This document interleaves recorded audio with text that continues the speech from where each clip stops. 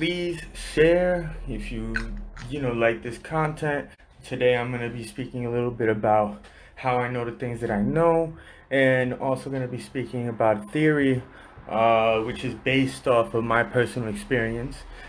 Share, like, comment, interact so that the algorithm picks this up a little bit more. See, I'm just gonna start off with telling y'all how I know what I know, my experience so far in the last 3 years in cryptocurrencies, blockchain, tech, and just in general in tech. I started off in 2017. I started off learning online. Okay, I was in every forum, chat room. I was on every website. I went down the first 1,000 coins on Coin Market Cap, right at the time. I was that obsessed with the space. I spent every moment that I could spare, even at work, at home. I didn't sleep. For a whole year, I just spent my time learning online. All right. I spent a lot of time learning online. I spent a lot of time being part of the online community, right? And I didn't have a face. I didn't have a presence. People didn't know me like that, but they knew me online. On YouTube, most of the YouTube influencers, right, in the space of tech, they know my name. People know it because I'd be there every day on the live chats. So people will remember me, on the online community, right? In 2017, at the end of 2017, I did fairly well for myself, and I decided that you can't learn everything online. You really can't get to you can't get to a point of understanding like learning online. You really can't. You can't learn everything online, right? They don't have all the information that you need online, right? There's a lot of information online, but you never ever will get, the full truth online, all right? Or listening to other people and living through their experiences, right? And what knowledge they have, right, or information they have. So I got tired of learning online, and I was able to go in person. I was invited to my first conference in San Francisco in 2018 in January, and I went for the first time in person. It hit me how easy it was for me to rub shoulders with founders of corporations, CEOs of big projects, and I was I was blessed enough to learn from these people, to befriend these people. I started off, shutting the fuck up. Sorry for my language, but I just was quiet. I was listening more than I would speak, right? Everywhere I went. I would go and people know me. I am outgoing. I'm a social freaking butterfly, right? So I was able to befriend these people, right? What I did was, my first tactic was interviewing these CEOs, founders, and these developers at this conference. I was invited to an after party. And at the after party, I was blessed with a VIP ticket to another event the next day. It was just all, top, influencers and people in the space. I actually was able to meet people that I've seen online or had relationships with online or had conversations with online in person, right? I was present. So I was able to get information and ask whatever I wanted and get the honest truth. Look the people in their eyes and learn directly from them, right? And what I did with that was I kept going. I kept shutting the fuck up and I kept listening until, I found myself 6 months later, you know, in my seventh state, maybe eighth state, traveling throughout the United States, going to so many conferences. In 2018, I went to over 30 conferences. All right, that's a lot. If you know how much conferences cost, the VIP ticket is over $1,000 at each conference. Okay, so I was VIP everywhere I went.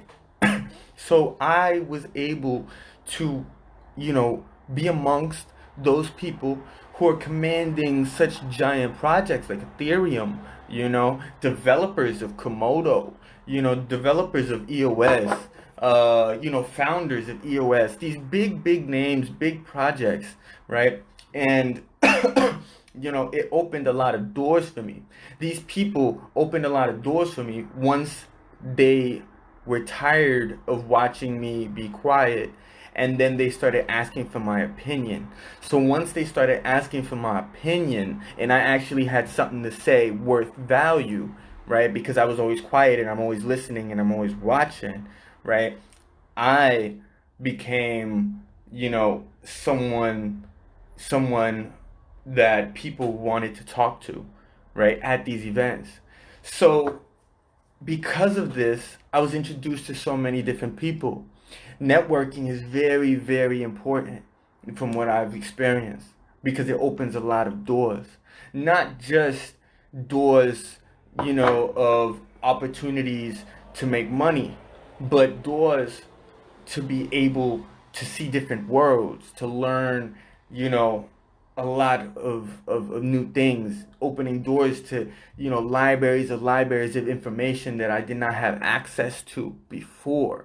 So these streams of information are very, very important, So what happened was I outgrew blockchain at one point, and I started diving into many different industries.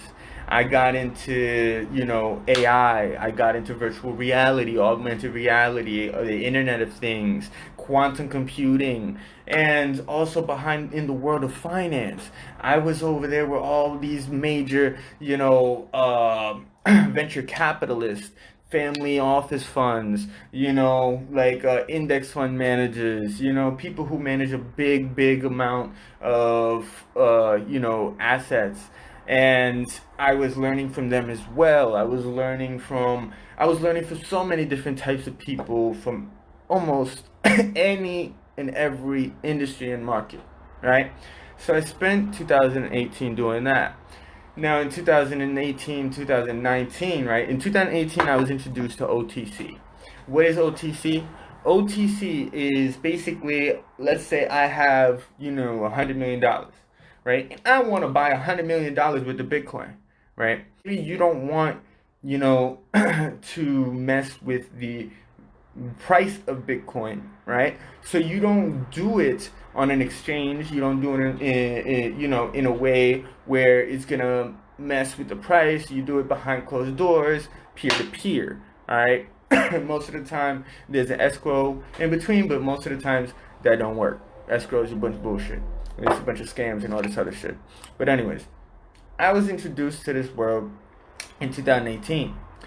It was bullshit in 2018. There was a lot of problems going on in OTC. One of the biggest problems is there was a lot of fakes. A lot of people that was claiming that they had money, or that they were claiming that they had Bitcoin, but they didn't really have it. What they were doing was working for corporations, banks, and the governments from around the world. And these people were trying to get information to see who has the Bitcoin, see who has the funds that are trying to buy Bitcoin. They were trying to collect information and data about the space.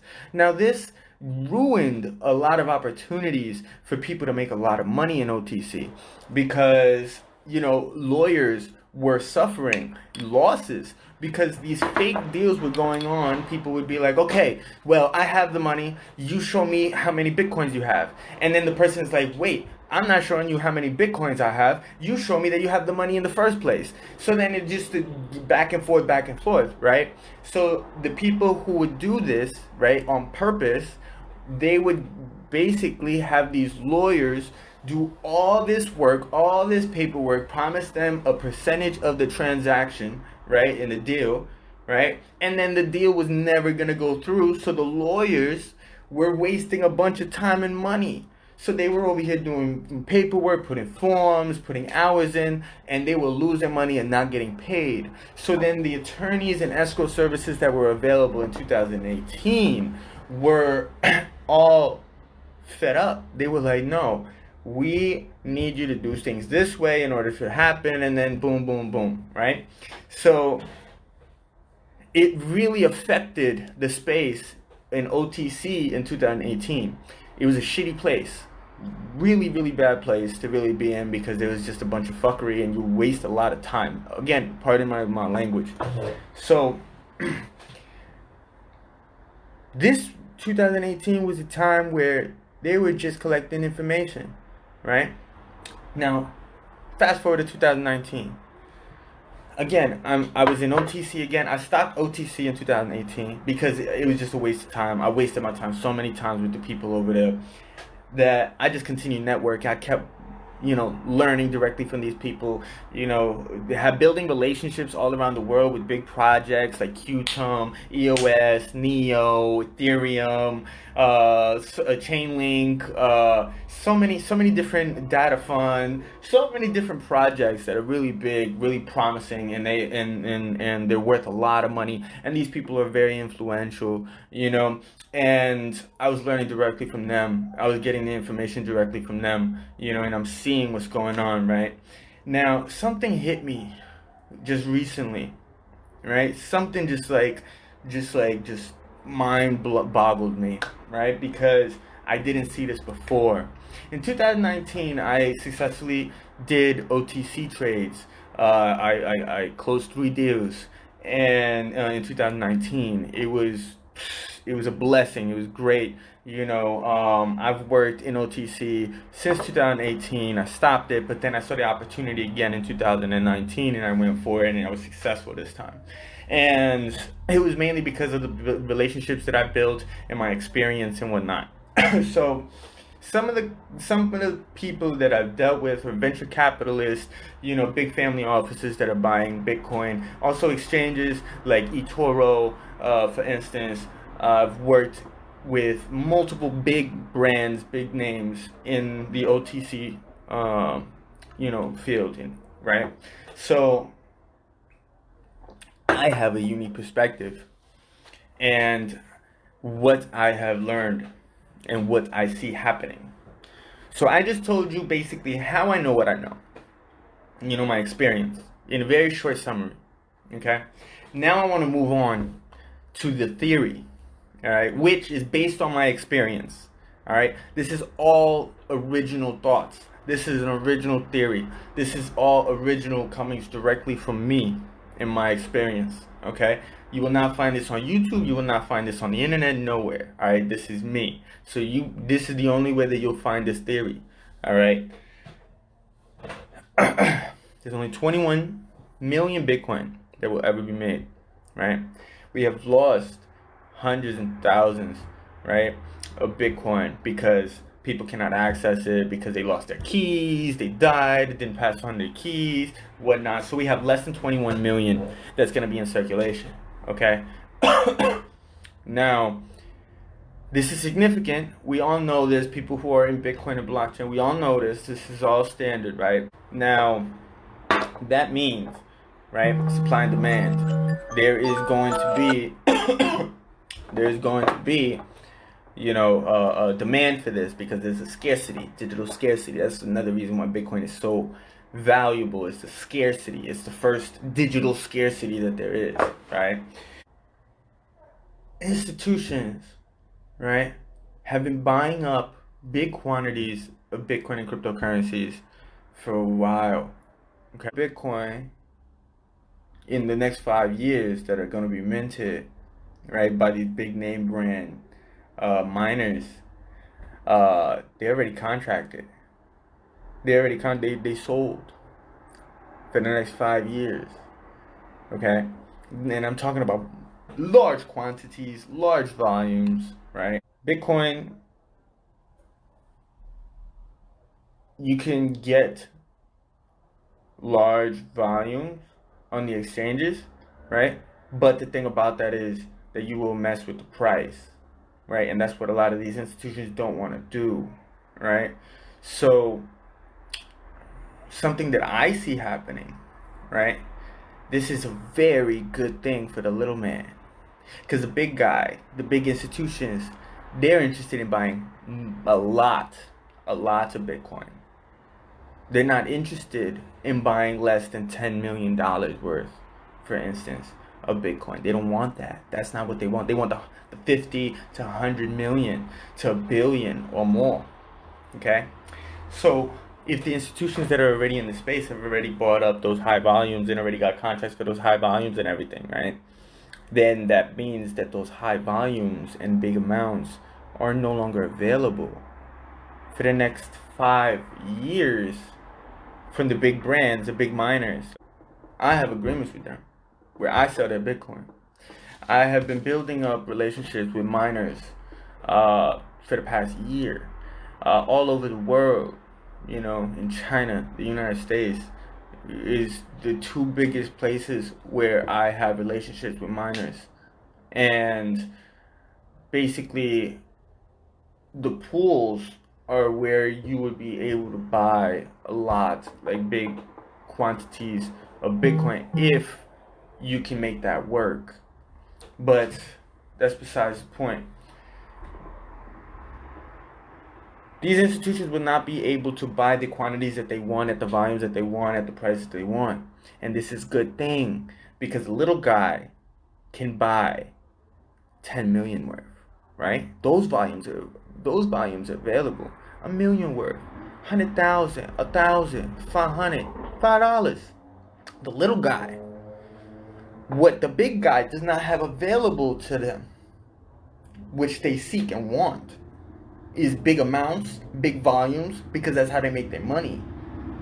They won't be able to, because it's not available. But us little guys, we get to eat.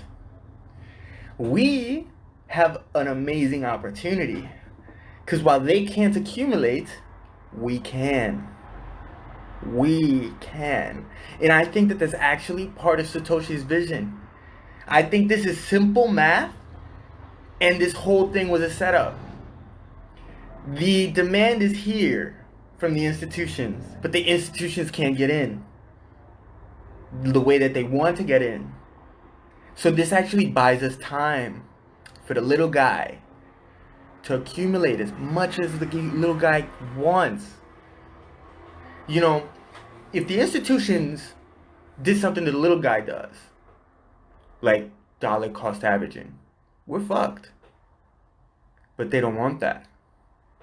They don't do that. They're not smart enough, because they didn't realize that they can't buy in these big quantities and volumes anymore.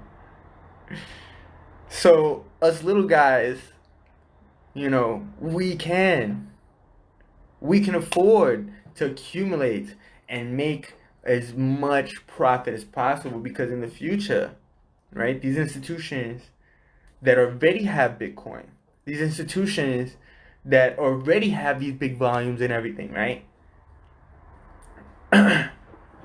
they have to spend it. They have to spend it. These people have to spend the Bitcoin that they've been holding this whole time, that they're hoarding. And that's going to trickle down. This whole system is dictator proof. Like, this whole system mathematically is intentionally done so that the little guy can make sure that the little guy survives and benefits the most. These biggest institutions, they will not, I repeat, they will not be able to take over Bitcoin. See, I was afraid of this for very long. Since 2017, when they started doing the taxes on Bitcoin, when they started doing they had a lot of activity and interest in regulation in 2017, right? You know, ICOs were under a lot of scrutiny. You know, they were putting a lot of pressure over them and everything. They were trying to eliminate me, people like me, the little guy who did invest in ICOs, right? And made a freaking killing before July, before they started the regulations where they stopped, you know, non-accredited investors in the US from investing into these huge opportunities, into these ICOs. They stopped me to a certain point. I was able to get involved and invest into these ICOs in 2017, right? Because I was early on. But their intentions were to stop me and stop people like me, the average Joe, from being able to invest into these and actually grow wealth, right? So it's funny because they keep trying, right, to put pressure on the little guys in the space. I hear the terms and phrases shaking off weak hands, right? These people, traders, say this all the time. We're getting rid of the weak hands, the people who sell, right? Because they can't afford to hold on. But these people who are holding on, these big institutions with these big volumes, big amounts, they have no choice but to let go too, because they're hoarding all this Bitcoin. So they have to sell it. And the funny thing is that they are selling it on exchanges. They're selling it on Cash App. They're about to sell it on PayPal. They're going to have custodians in banks. And this is their response to the problem that I just spoke about. The institutions not being able to buy big amounts and big volumes like they want. So you know what they're doing? They're tricking you. They're tricking the public. They're tricking the public into giving them Bitcoin. Can you believe that? They're tricking the public to give them custody willingly of their Bitcoin. Yeah, sure, bank. You don't have any Bitcoin to sell? Oh, but you would want me to let you hold my Bitcoin in a secure place? That sounds great. Here, take my Bitcoin, bank. So that the bank could take and leverage your Bitcoin and invest it and do all this stuff and make amazing profits, right? And then what? Where you get the shitty end of the stick? What, you gonna start taking IOUs? Because that's what they're gonna do. They're using Ethereum to create IOUs. They're creating digital tokens that are backed by Bitcoin. Bitcoin is the new digital gold. They're creating new money. Gold is Bitcoin digitally. And they're creating tokens that are IOUs, right, backed by Bitcoin. The banks think that they're smart. So does Cash App. So does PayPal. They think that they're smart because they're doing the same thing the banks did with gold. What they do with gold? Oh yeah, we'll hold your gold in this vault, in this bank. We'll give you these IOUs, which we call dollars. And you can get your gold back if you turn in the dollars. And we'll give you the equivalent in gold. Same thing's happening with Bitcoin right now. Same thing. See, I know this stuff because I'm involved. I'm waist deep in this. I know what's going on. I deal with the miners. I deal with OTC. I deal with institutions. I deal with family offices, venture capitalists, all of that. Fund managers. I've been dealing with all these people and I've been watching them. I've been watching them. I've been watching and learning and seeing what they're up to for the past over 3 years. Watching them in person. Dealing with them and speaking with them in person. Not online. Telling you. This is the biggest opportunity that we've ever had. Biggest opportunity ever. Because right now the big guy's about to not lose, but they're not going to get what they want. The people who benefit the most right now is us, the little guys. The people who are buying less than $10 million worth of Bitcoin. We can accumulate dollar cost averaging You buy consistently, and you accumulate and you accumulate. We can do that. These idiots that are in charge of all these funds and all these institutions and all, they're dumb as hell, because they should be doing what we're the little guys doing. Because in the long run, that's how you will gain all that accumulation. So, just a quick summary. The theory is, okay, which is backed by my experience, my experience and my observations in person, being around all these people that are doing this, right, that are in this field, that are doing this, right, and me being the one brokering these deals, right. The big guys, the institutions, these governments, these banks are unable to buy the amount of Bitcoin that they want. They have minimum investments that they're allowed to do and make. So there is not enough Bitcoin. People are already buying it up. People who are already in the space, all right, they already bought it up. Grayscale has already bought future Bitcoin that hasn't been minted yet.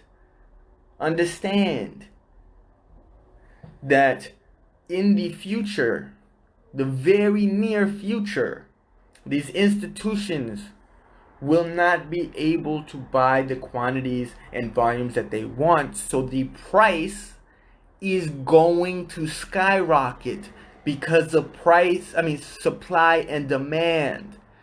There is more demand than there is supply.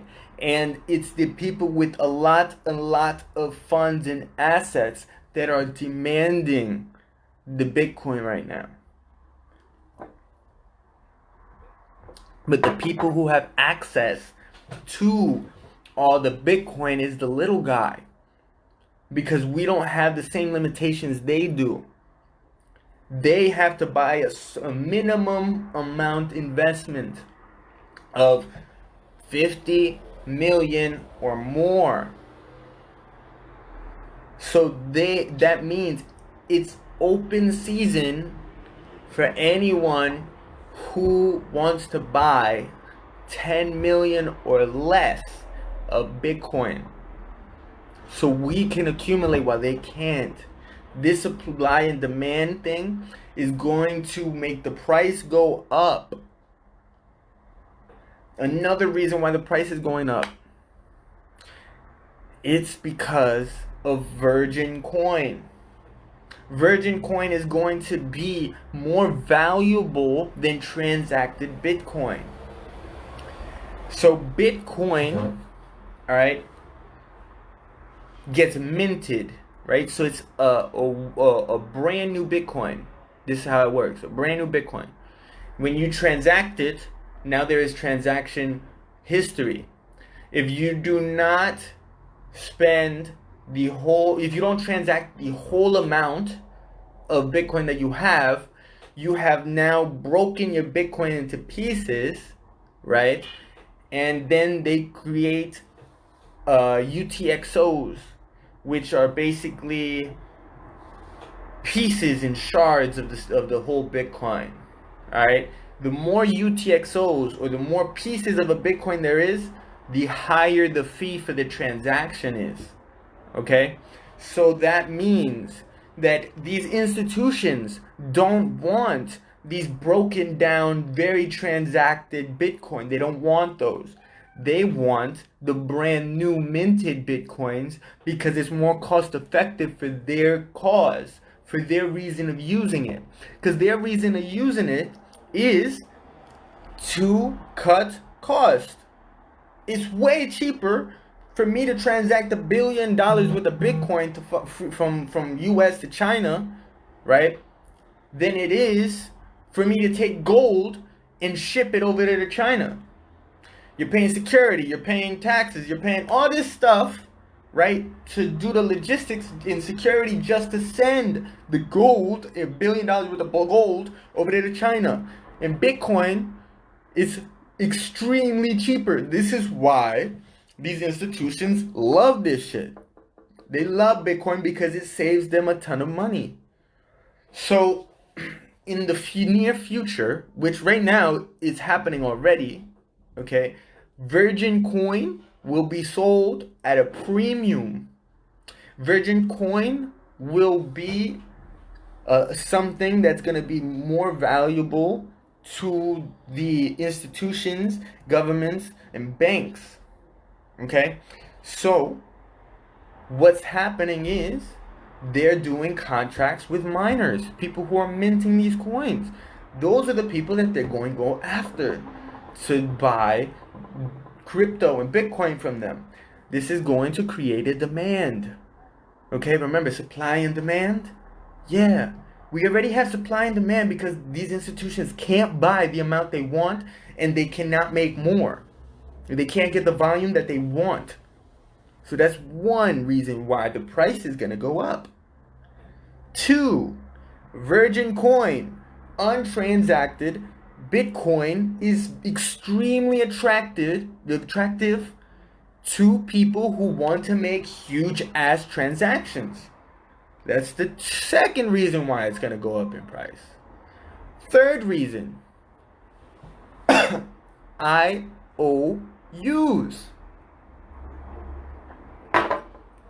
I touched on this before. I hope that you guys are listening. I hope that you guys, are there catching these jewels. You won't find this online. You ain't gonna find. You're finding it right now online because I'm giving it to you, but you won't find this information nowhere. Okay? Because this is based on my experience. So, in the future, Bitcoin, right? We already said that this supply and demand thing, right? There's another thing that's feeding into that. IOUs. Money, cash, all they are IOUs before. Now they're not backed by anything, right? But before, they were backed by gold. So they were IOUs. The bank would be like, okay, we got your gold here. Boom. This represents the amount of gold that you have. And you can exchange this, and then we'll give you back the gold, right? The equivalent, right? So they're doing the same thing with Bitcoin. They're freezing Bitcoin, locking it up, whole Bitcoins in contracts, smart contracts on Ethereum and other platforms. They're locking it up. So you can't transact it no more. So what they do is they lock up the Bitcoin and they give you a digital representation of the Bitcoin, which you can transact in the Ethereum network. So they've created digital money with Bitcoin. Digital dollars, basically, in Bitcoin, with Bitcoin. So this is huge. This is taking Bitcoin out of circulation, making a even greater demand and not enough supply. This is all common sense to the people who are in the industry, that are paying attention to OTC, who are paying attention to the institutions, who are paying attention, to the projects that are coming out. So I'm just going to review real quick again all the reasons why Bitcoin is about to go up in price. Okay? Based off of my experience and what I've witnessed and what I'm involved in. 1, there's less than 21 million Bitcoin in circulation because a lot of people lost Bitcoin. They lost their keys, they lost their wallets, they can't access it, right? 2, institutions cannot buy OTC in the volume and amounts that they want to. New institutions, all right? Bitcoin has been bought up by Grayscale for a bunch of miners for the next 5 years. A Bitcoin that's not even been minted yet, okay? So this creating a demand. 3, right? Virgin Coin. Virgin Coin is valuable to those that are making huge transactions. huge value there. 4, Bitcoin is being locked up, therefore taken out of circulation, therefore creating a smaller supply, and the demand is going up. They're creating digital money with Bitcoin right now. This is all simple, all common sense, all simple math. We, as people that are not huge institutions, that are not seeking to buy 50 million or more in Bitcoin and digital assets, we have the biggest opportunity in front of us right now. We get to do what they can't. We get to accumulate. And the people who already accumulated, those big institutions, guess what? They have to spend it. They have no choice. So it's all going to trickle down. There is going to be nobody that controls Bitcoin.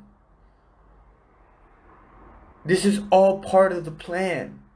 Satoshi is a freaking genius. Whoever this one person or group is, they're freaking genius. Because they just made a foolproof plan for it to benefit the little guy more than it does the institutions. So, I hope if you have any questions, comments, concerns, anything, please comment below. Please, any questions that you have, comment below. I'm going to take questions right now. Thank you for watching, listening. The reason why I do this is because I honestly want people to benefit from this. It has changed my life. And it's gonna affect everybody regardless. This is the thing. It's I know what's happening. It's gonna happen. No matter what is happening. The people in power and the people at bay, they've already made the decision that it's happening. Okay? This has already been successful. So that's why I tell you guys so that you benefit off this. If you have any questions, please ask away. There's a lot of value in this video. I definitely implore all of you to share. Please, if you like what the information that I'm putting out there, please share this and have everyone else share this, because I believe the little guys and girls, women, whatever out there need to hear this. This is the biggest opportunity of the millennium. Enjoy it. Rejoice. We're blessed. I don't see any questions, so I'm out. Buy Bitcoin.